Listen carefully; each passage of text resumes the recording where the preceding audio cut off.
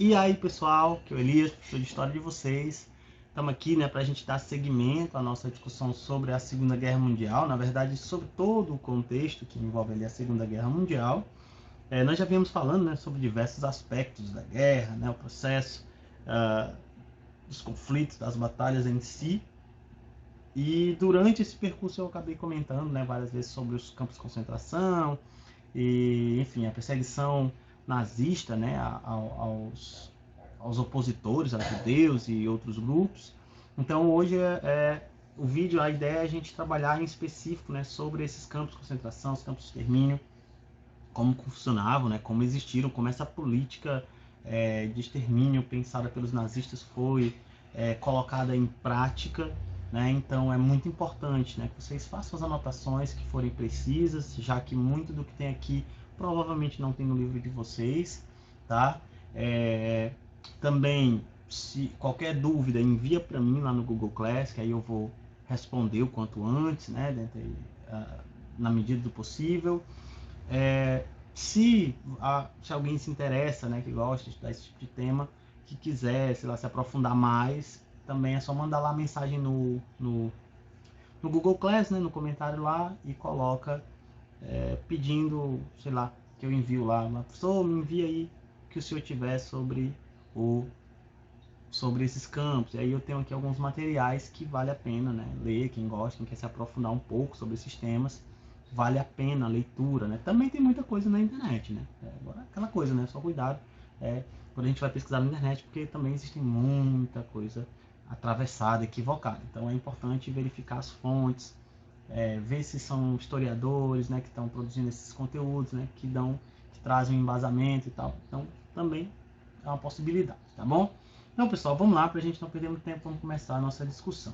Pessoas, campos de concentração e campos de extermínio, né, é um tema bem complexo e bem pesado, né, por tudo o que significou, né, principalmente para as pessoas que viveram, né, e que morreram nesses campos, como também para aquelas que sobreviveram, ou ainda para os descendentes das pessoas que ali estiveram. Então, é uma realidade bastante aterradora, assim, né, de tão cruel que foi esse momento. Para a gente começar a nossa discussão, pessoal, eu escolhi, né, alguns trechos do livro do Diário da Anne Frank. Esse livrinho aqui, ó. Quem não me conhece, que aí fica aí a dica de leitura. O Diário da Anne Frank é um livro que traz, né, justamente todo o diário que ela, a Anne Frank, escreveu, né, lá entre 1942 e 1944, né, porque ela para de escrever ainda em 44, quando a família dela foi capturada. Então, a Anne Frank é uma menina alemã de 13 anos, ela tinha 13 anos quando ela ganha o diário, e aí ela vai escrevendo e relatando o dia a dia dela entre 1942 e 1944, tá?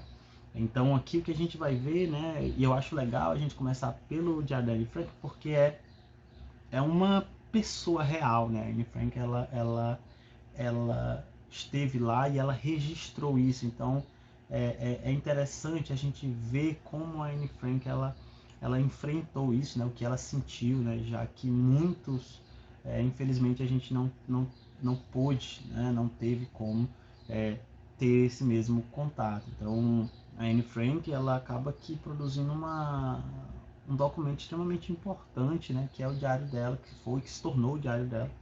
É um dos mais importantes documentos aí também sobre esse período terrível, né? Então olha só, ela começa aí, ó, quarta-feira, 8 de julho de 1942. Ela já tinha ganhado esse diário um tempo antes, tá? Então ela já tinha escrito algumas coisas, mas aí, um pouquinho tempo depois, você vai ter esse relato. Quem comprar o diário para ler vai saber. Então olha só, ela começa o seguinte, ela chama de Kitty, né, o diário, né, ela deu o nome do diário de Kitty, né, como se fosse uma pessoa, e ela fica escrevendo, contando as coisas dela para essa Kitty, né, que é o diário.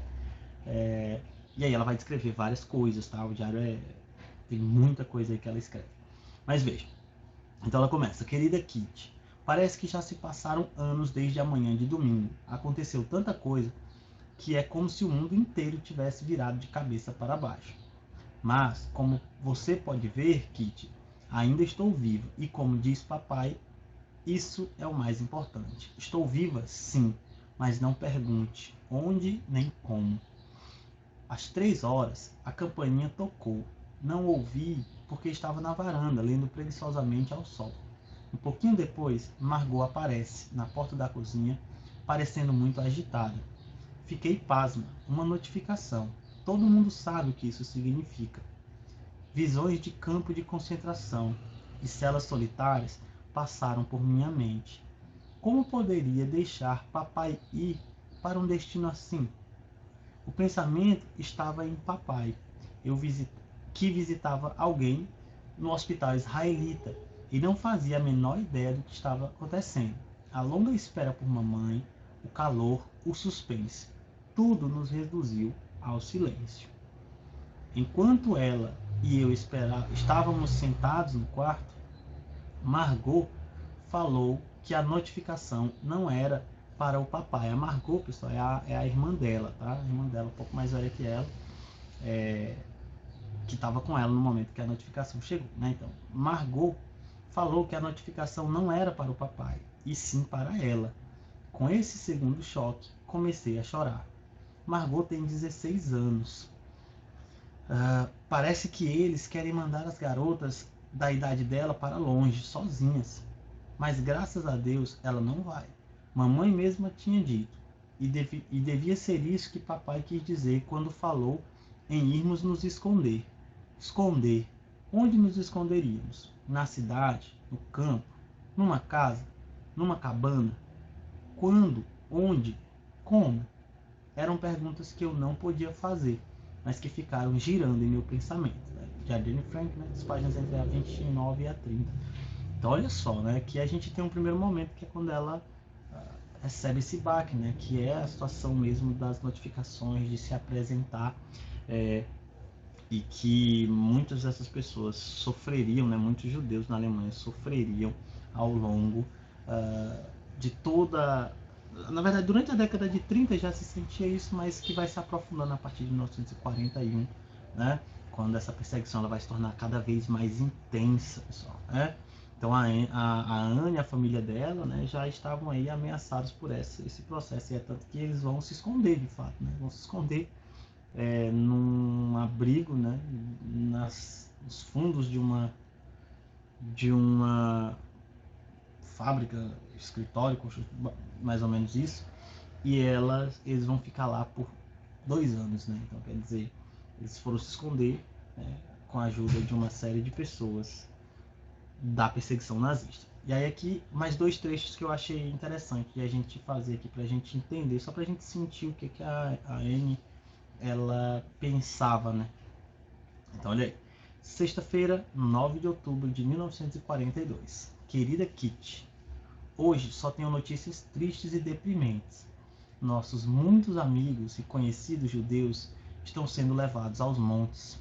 A Gestapo, que eram as tropas, né, alemãs, a Gestapo está tratando todos eles muito mal e transportando-os em vagões de gado para Westerbork, o grande campo em Drente, para onde estão mandando todos os judeus. Deve ser terrível em Westerbork.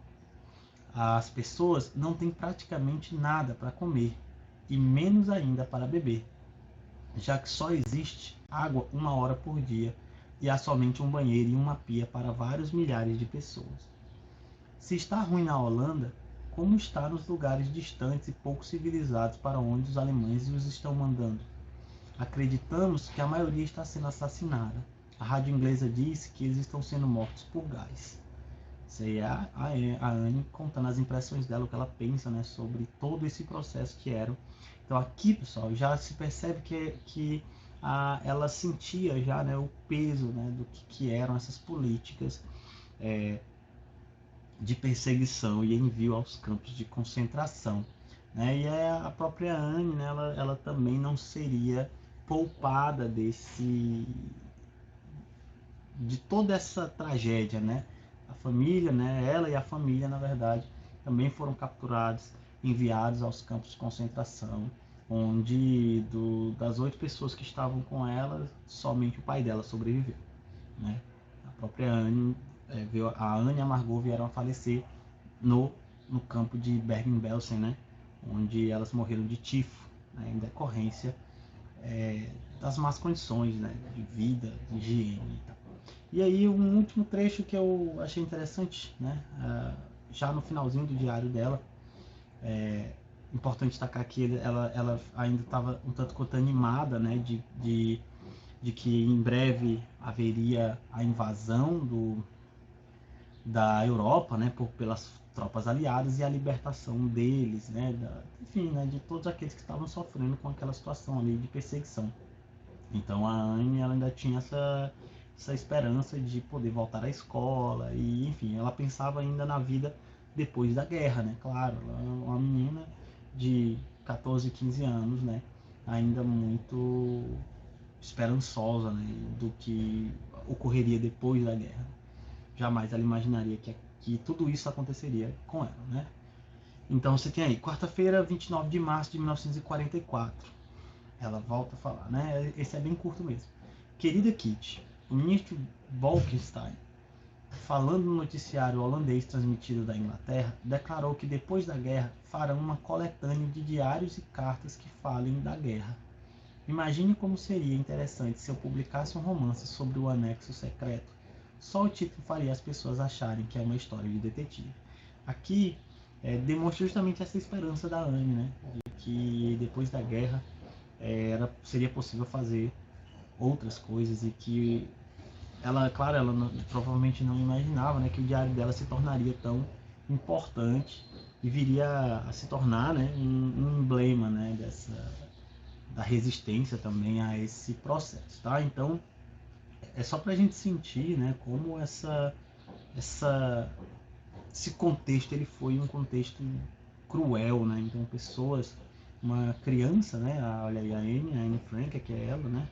Então uma criança de 13 aí, 14 anos, colocada no meio de um turbilhão, né? De violência e perseguição e morte, maltrato e humilhação e por aí vai. Então o que a Amy escreveu, né, revela muito, né, de tudo aquilo, né, aquilo que passava pela cabeça dela, né, em relação ao tempo que ela fica dentro do anexo, né, do anexo secreto, lá onde ela ficou escondida com a família, e todo o medo que elas viviam constantemente, o medo do bombardeio, o medo da invasão, o medo da delação, né, que a pessoa denunciava, o medo da prisão e, claro, dos campos de concentração, que é o nosso tema aqui, pessoal, aqui do lado. Essa imagem é uma imagem de um túmulo, né? É um túmulo simbólico, tá? Os corpos dela e da irmã dela não estão lá. Aí esse túmulo foi colocado, né, em homenagem a ela e a irmã. Aí vocês podem ver Margot Frank e Anne Frank. Porque os corpos delas nunca foram encontrados, né? Eles provavelmente devem ter sido colocados nas valas comuns, né? Que eram buracos que se abriam no chão e colocavam ali, os nazistas colocavam todos os corpos, né, vários corpos mortos ali, e só jogava lá, às vezes, para se decompor e por ali mesmo ficavam. Então, o corpo, né, os restos mortais da Anne e da irmã dela foram encontrados, então foi criado esse túmulo mais como um simbolismo, né, e esse túmulo está lá onde era o campo de concentração de Bergen, né. Então elas morreram de tifo. Tifo é uma doença, né, que passa pela uma bactéria, que passa piolho, parasitas, né? E dentro dos campos de concentração, a epidemia de tifo ela era muito comum, já que havia, né, muita sujeira, não haviam condições básicas de higiene, alimentação, água, tudo era precário. Então, isso acabou levando à morte de milhares por diversas doenças decorrentes dessas condições. E aí a Anne e a Margot são também vítimas dessas condições, né? Então aqui é para a gente começar, só para a gente ter, né, um pouco mais de, vamos dizer assim, né, de tentar se colocar um pouco no lugar, né, e perceber quanto é desumano o que a gente vai discutir, né, essa política que foi estabelecida aí ao longo do regime nazista, tá? Então, vamos aqui a gente começar. Então, pessoal, campos de concentração. Os campos de concentração, né, eles não são uma exclusividade nazista. Em diversos outros momentos da história existiram campos de concentração, tá? Então, a definição de maneira geral do que é um campo de concentração é o quê? Campos de concentração são construções, geralmente militares, desenvolvidas com o objetivo de aprisionar pessoas, sendo essas prisioneiras de guerra ou prisioneiros políticos, né? Podia ser, muitos campos de concentração foram criados com o objetivo de absorver os prisioneiros de guerra, né? Muitas vezes para serem utilizados como mão de obra, para trabalhar, trabalho escravizado e tal. Olha só, os campos de concentração foram utilizados com o objetivo de segregar determinados grupos políticos, classes sociais ou estrangeiros do restante da população.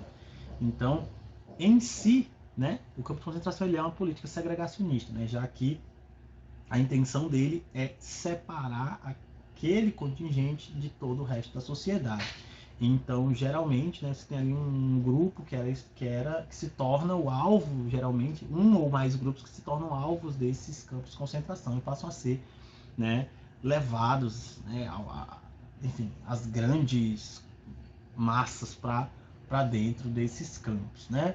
Geralmente esses campos contavam, como eu falei, né, com a ideia de trabalho forçado, né? O trabalho forçado é também uma coisa que vai aparecer basicamente nesses campos de concentração, tá? O trabalho mesmo escravizado, que esses sujeitos trabalhavam sem ganhar nada, em condições altamente desumanas e por aí vai, tá? Então, de maneira geral, os campos de concentração, como eu falei, não é uma característica nazista, mas, porém, todavia, vamos dizer assim, que essa ideia de campos de concentração se tornou mais conhecida popularmente em decorrência da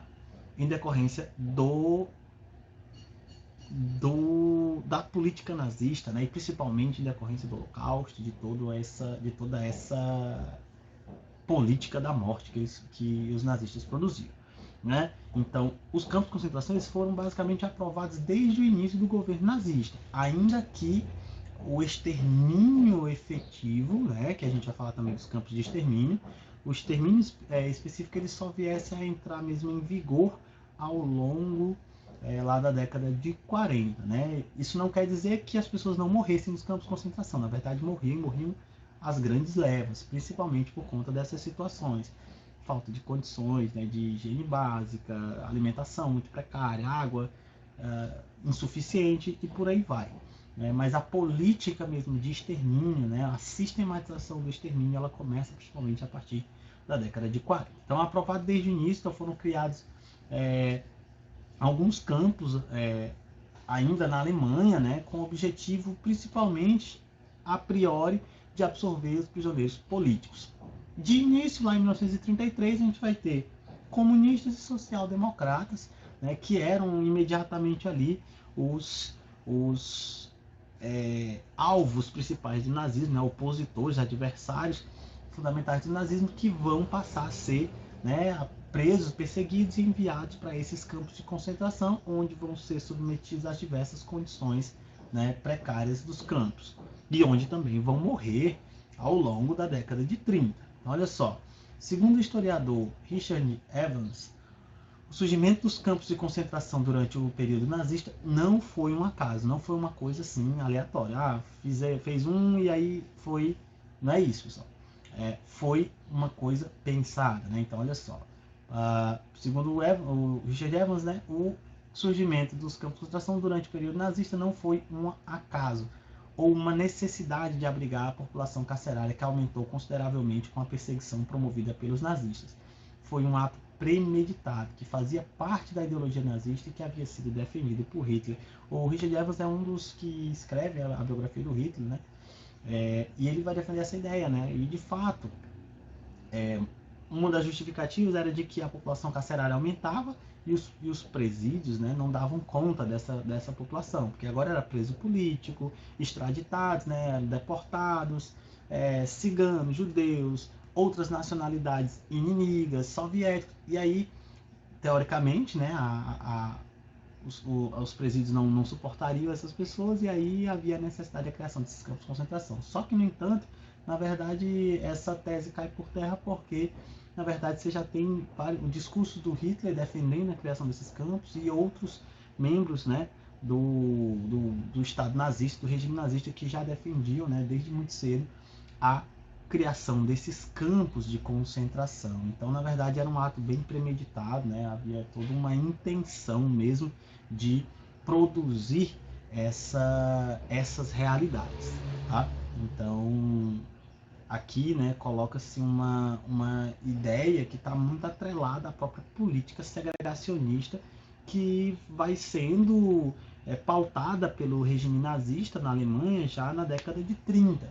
Então, as leis, né, que vão surgindo ao longo da década de 30, as leis de Nuremberg, as leis de segregação, todas aquelas leis que extinguem partidos, que passam a perseguir ideologias políticas diferentes do nazismo, que passam a perseguir intelectuais, enfim, artistas, e aí posteriormente, né, pessoas de outras nacionalidades, húngaros, ciganos, enfim, né? Então quer dizer, quando essas políticas começam a se aprofundar na sociedade nazista, quanto mais o ideal, né, racista, né, de supremacia racial nazista, ele começa a se difundir, se aprofundar ainda mais nessa sociedade, o surgimento desses campos de concentração vão se dando cada vez mais rápido, né? Bem como também vão sendo aceitos, né, de certa forma, por uma boa parcela da população, e também porque o regime, de certa forma, fazia com que esses campos, né, fossem o mais idealizados possível. Havia toda uma propaganda em relação aos campos, né, que tinha como objetivo mascarar, de certa forma, toda a violência e a crueldade que existia no interior desses campos, né? O exemplo mais evidente de tudo isso é a própria entrada de Auschwitz, né? Que foi o maior dos campos de concentração. A entrada de Auschwitz está escrito lá: o trabalho liberta, né? Como sendo ali um campo de trabalho, onde se vai ter essa ideia. E, na verdade, Auschwitz foi o maior campo de extermínio, né, dos nazistas, né? Então, só lá morreram aí mais de 1 milhão de pessoas. Então, quer dizer, havia também esse tipo de coisa. Os campos, como eu falei, os campos de concentração, ele vai se produzindo, né, foram se produzindo esses campos ao longo da década de 30, mas a coisa vai virar, vamos dizer assim, completamente, de certa forma, a partir de 1938, com a Noite dos Cristais. A Noite dos Cristais foi aquele, né, já lembrando aí, aquele movimento em que os nazistas passaram a incendiar, a depedrar uma série de lojas judeus, passaram a atacar judeus, enviaram aí quase 30 mil judeus aos campos de concentração. Então, a partir daí, os judeus vão passar, de certa forma, a se tornar aí o grande alvo dessa política segregacionista e, claro, também os principais alvos dos campos de concentração. Então, a partir de 38, começa-se a enviar, né, uma série de judeus a esses campos. Em 39, com a invasão da Polônia, a tomada da Polônia, o Hitler passa a produzir novos campos de concentração na própria Polônia, né? Auschwitz é na Polônia. E aí, países ocupados pelos alemães, países aliados aos alemães ali, vão passar a deportar uma quantidade cada vez maior, né, de judeus e opositores do regime nazista para esses campos, né, esses campos de concentração, fazendo com que o número só aumentasse cada vez mais, né? Em 1941 que inicia-se de fato o processo mesmo de extermínio, o extermínio sistematizado da população, principalmente judaica, né? Então, a chamada solução final, né, é justamente essa política de extermínio, né? Então, a ideia aqui mesmo, pensada pelos líderes nazistas, claro, né, o Hitler e seus próximos ali, era o extermínio massivo da população de judeus, né? Era para eles, por isso o nome solução final, era a solução final para o problema, entre aspas, judeu, né? como eles entendiam. Então o que vai ocorrer é um processo extensivo, organizado, sistemático de extermínio de judeus aos milhares, aos milhões, né, ao fim da guerra. Então, a partir de 41, cada vez mais esses campos, né, por exemplo, Auschwitz é criado em 40, 41, 42, ele vai ganhando anexos, né? Auschwitz-Birkenau era um... Auschwitz, o primeiro, ele é um campo menor, e aí, com a, entre aspas, necessidade, né, de um campo maior, eles criaram Auschwitz II, que cabia 3 ou 4, eu acho, de Auschwitz I dentro de Auschwitz-Birkenau. Então, quer dizer, se tornou o principal centro de extermínio mesmo de judeus.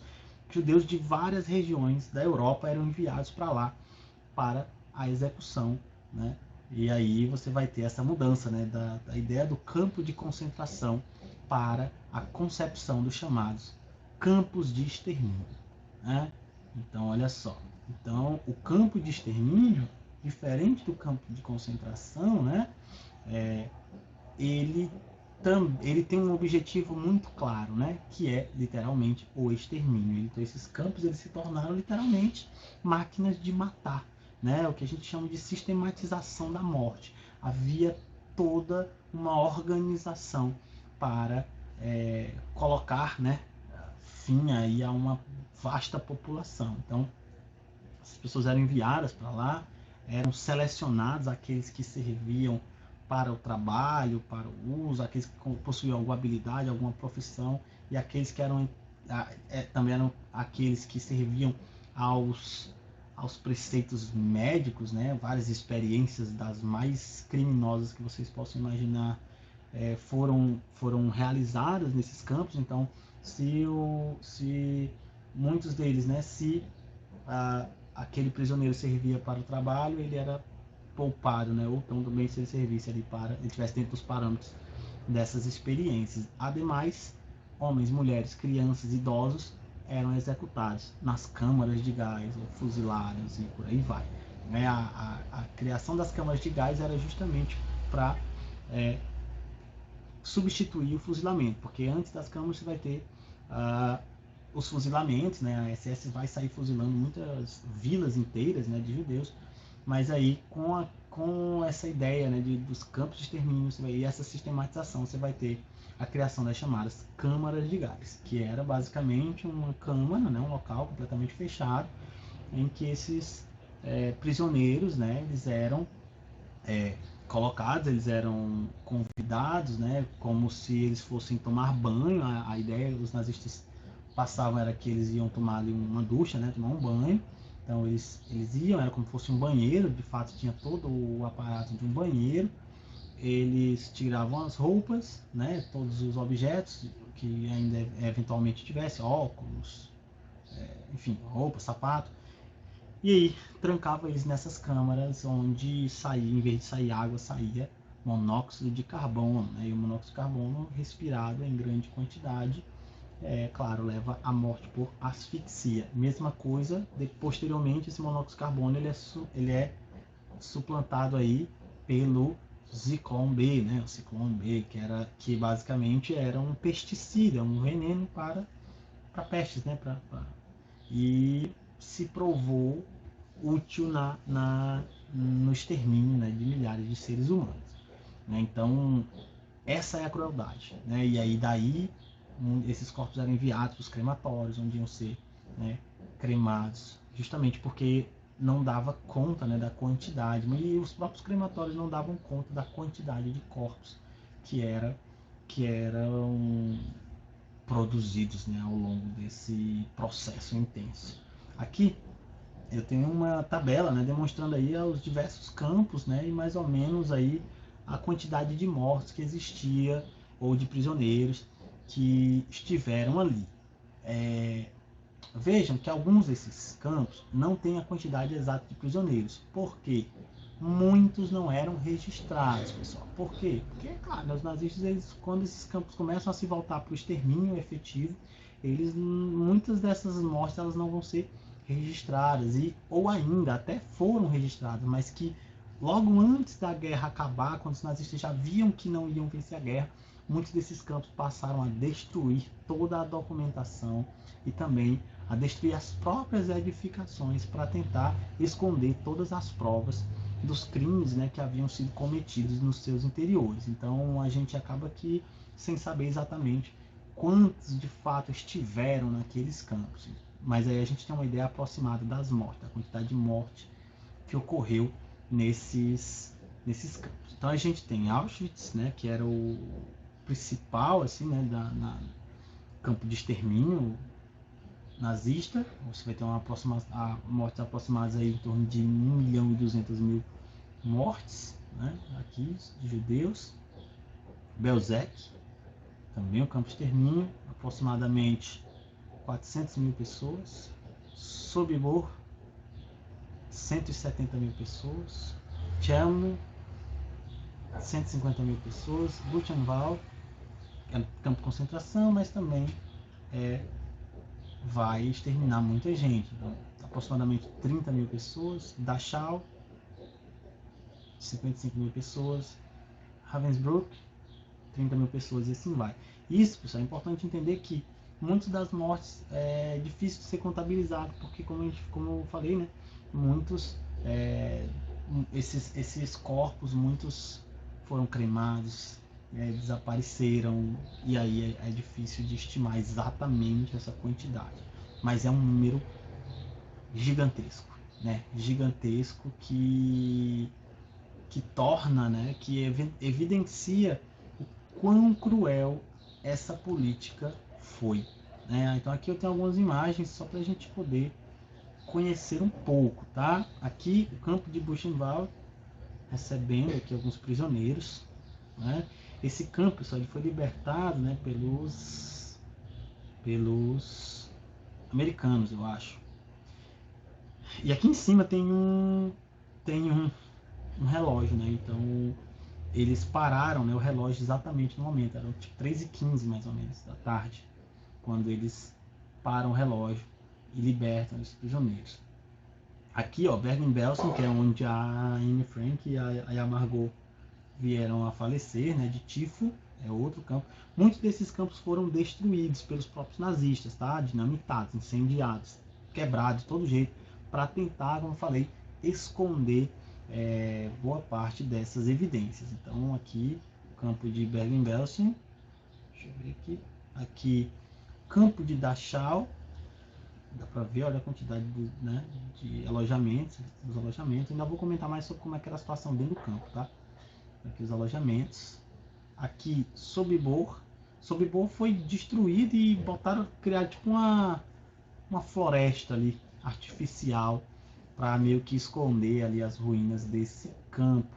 Mas é possível ainda encontrar as marcas da cerca, né? Algumas partes onde tem os refletores, né, que fazia ali a vigília, né, parte da cerca e por aí vai. Então os nazistas tentaram mascarar e esconder, né, toda, enfim, a desumanidade que eram esses campos.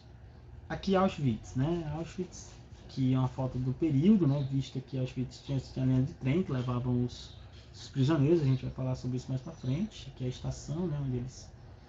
Aqui o campo, dá pra ver o tamanho, né? Aqui é Auschwitz-Birkenau, né? Gigantesco, né? Então, um campo que foi, né, o maior dos campos nazistas, né? Tanto em tamanho como em número. Aqui novamente Auschwitz, ó, a entrada de Auschwitz aqui, né? Então, Arbeit macht frei, quer dizer, o trabalho liberta, tá escrito aqui, ó, pessoal. E não só em Auschwitz, né? Você vai ter isso em outros campos, mas o Auschwitz ficou mais conhecido. Então, essa ideia mesmo, né, de mascarar o que eram os campos de concentração, esconder, né, a realidade por trás dessas frases e por trás dessas grades. Tá? Então, é uma realidade realmente desumana, a gente vai comentar sobre isso. Aqui, Auschwitz, foto aérea tirada pelos aliados, provavelmente, né, durante a libertação do campo. Então, olha só, dá para ver a quantidade. Então, cada local desse aqui é alojamento né, foi alojamento dos prisioneiros, né, diversos prisioneiros. Aqui também Auschwitz, aqui é a câmara de gás, tá? Câmara de Gás de Auschwitz. E aqui o crematório. Geralmente o crematório ele fica anexado à Câmara de Gás, né, até mesmo para facilitar aí o transporte dessas pessoas, né, que eram assassinadas dentro dessas câmaras. Aqui os uniformes, eu ainda vou comentar mais sobre os uniformes mais à frente, mas aqui é o uniforme, né, que era recebido na maioria dos campos, né, mais ou menos assim, chamado pijama listrado aí. Quem já assistiu o Menino do Pijama Listrado sabia mais ou menos o que é. Aqui uma latra, né, uma latinha, né, do gás, né, do Zyklon B, né, que é aquele pesticida, né, que era utilizado nessas câmaras de gás para o extermínio de milhões de pessoas, tá? Então é isso, né? Então aqui tem um trecho, né, que eu peguei de um texto do próprio memorial do Museu de Auschwitz-Birkenau, né? Então quer dizer, o que a gente tem? Então olha só, no final de 44, com a aproximação da ofensiva do Exército Vermelho, as autoridades do campo de Auschwitz iniciaram o processo de apagar os vestígios de seus crimes, como por exemplo a destruição de documentos, né, eles queimavam os documentos, desmontagem de vários objetos, incêndios ou explosão de outros. Eles demoliram, né, vários dos barracões, a própria câmara, né, foi destruída, né, a câmara de gás, ficou só as ruínas, que está preservado lá no museu, né. Então a ideia era esconder, né, a realidade daquilo. Os prisioneiros que eram capazes de caminhar foram evacuados nos dias 17 a 21 de janeiro de 1945 em direção ao Terceiro Reich.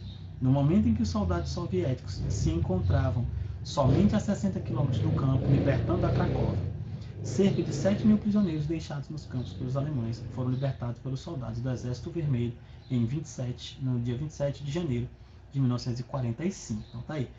Quem chega a Auschwitz é o Exército Vermelho, né? Eu falei para vocês, que o Exército Vermelho veio marchando, veio pela Polônia e aí acaba tomando o campo de Auschwitz, né? E aí quando chega lá tem aproximadamente 7.000 prisioneiros ainda, né, abandonados pelos nazistas, né? E aqueles que conseguiam caminhar foram aí nas chamadas Marcha da Morte, né? Porque milhares morreram no frio, na fome, né? Já estavam bem debilitados e ainda foram obrigados a caminhar quilômetros e mais quilômetros, então vários morreram nesse percurso. E a ideia aí era justamente limpar de forma que esses crimes não fossem revelados, mas não foi possível, e aí hoje a gente tem conhecimento dos diversos crimes, né, contra a humanidade cometidos dentro dos campos de concentração nazista. Então, pessoal, por hoje é só, né?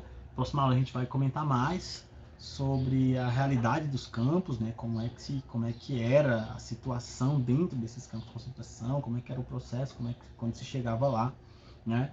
E para a gente poder entender o que essas pessoas viveram e até que ponto, né, elas suportaram as mais terríveis condições que um ser humano possa ser submetido, tá bom? Então, leiam, façam leitura, né? Procurem na internet, se quiserem, como eu já falei, posso disponibilizar alguns dos materiais, e aí a gente vai discutindo. Dúvidas, me envia lá no Google Class que eu vou responder, tá bom? Então, muito obrigado por assistir e até a próxima.